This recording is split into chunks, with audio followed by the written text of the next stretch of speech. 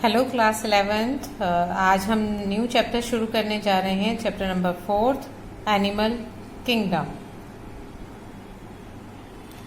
जैसा कि बच्चों हम जानते हैं, अगर हम अपने आसपास बहुत सारे एनिमल्स को देखते हैं, डिफरेंट टाइप के एनिमल्स को देखते हैं, उनके स्ट्रक्चर को देखते हैं, तो वो किस तरीके से एक दूसरे से डिफर हैं। ऐसी million of species of animals को हम आज तक देखा होगा और उनको पहचाना होगा। आसपास में भी हमने एनिमल्स को, बहुत अलग अलग एनिमल्स को देखा है। तो उनको, जब ये इतने सारे डिफरेंट हैं, तो उनको स्टडी करने के लिए हमें किस चीज़ की ज़रूरत पड़ेगी? क्लासिफिकेशन की ज़रूरत पड़ेगी, वर्गीकरण की ज़रूरत पड़ेगी। तो सबसे पहले जब हम एनिमल किंगडम को स्टार्ट कर रहे हैं, तो उसमें हम क्लासिफिकेशन पढ़ेंगे कि किस आधार पर हम एनिमल किंगडम को विभाजित कर सकते हैं। सबसे पहले हम देखेंगे बेसिस ऑफ क्लासिफिकेशन, यानी वर्गीकरण का आधार क्या होता है। फर्स्ट चैप्टर में हमने क्लासिफिकेशन की महत्ता कि क्यों इम्पॉर्टेंट होता है क्लासिफिकेशन, किस तरीके से किया जाता है, ये सब हमने थोड़ा सा पढ़ा था, है ना। फादर ऑफ क्लासिफिकेशन और वो सब टैक्सोनॉमी हमने डिस्क्राइब की थी, है ना, कैरोलस लिनियस, उसकी पूरी हिस्ट्री। तो उसी क्लासिफिकेशन को हम एनिमल किंगडम में किस लेवल पर देखते हैं वो हम देखना है। जैसे पहले अगर हम वर्गीकरण का पहला आधार देखें, कम से कम 6 आधार यहाँ पर लिए गए हैं। उसमें से सबसे पहला जो आधार है वो है लेवल ऑफ ऑर्गेनाइजेशन, यानी संगठन का स्तर। देखो बच्चों की जो ऑर्गेनाइजेशन यानी संगठन जो होता है, मैंने आपको बताया था पहले भी कि cell is the basic unit of life, है ना। तो सेल ही जीवन का भौतिक आधार है। तो उस आधार पर हम ये डिसाइड करते हैं कि पर्टिकुलर एनिमल जो है यूनिसेलुलर है कि मल्टीसेलुलर है।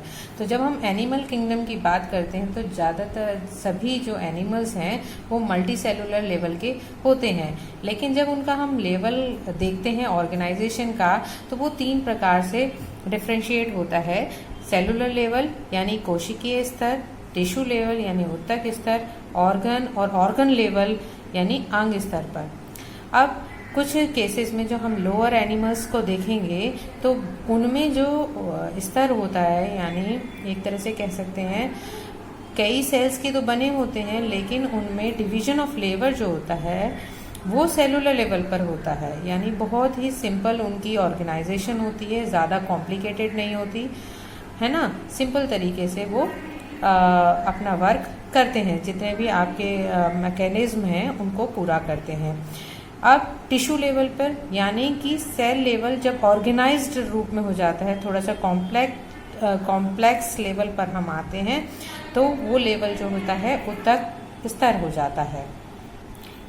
इसमें क्या होता है, ऊतक स्तर में जो सेल्स एक जैसे फंक्शंस करते हैं उन्हें एक टिश्यू के रूप में वो अपना आकार ले लेते हैं। हमने पहले भी जब ओरिजिन पढ़ा था तो हमने देखा था कि cell is converted into tissue, tissue into organ, organ into organ system. इस तरीके से डेवलपमेंट के आधार पर लेवल बढ़ता चला जाता है। तो जब सेल्स एक जैसे सेल्स जो फंक्शन सेम है जिनका, वो टिश्यू के रूप में इकट्ठे होकर काम करते हैं, तो उस लेवल को जो कॉम्प्लेक्सिटी के आधार पर जिस स्तर की हम बात कर रहे हैं वो कौन सा कहलाता है? टिश्यू लेवल कहलाता है। अब ये टिश्यू लेवल और कॉम्प्लेक्स होकर कौन सा? ऑर्गन और ऑर्गन लेवल पर पहुंच जाता है। तो इस आधार पर हम देखते हैं कि किस तरीके से ये जो संगठन है वो कौन से लेवल में वो एनिमल हमारा पड़ता है, तो उस आधार पर हम उसको डिफरेंट लेवल में रख देते हैं।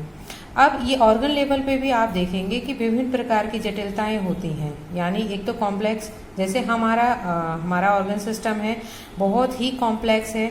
हर एक ऑर्गन सिस्टम हमारा अलग अलग कार्य है, सबका कार्य निर्धारित अलग अलग है। लेकिन अगर सिंपल लेवल पे देखें तो 2 प्रकार का परिसंचरण होता है ना। अगर हम ऑर्गन लेवल की जटिलताओं का बात करें तो यहाँ पर एक एग्जाम्पल मैंने लिया है परिसंचरण तंत्र।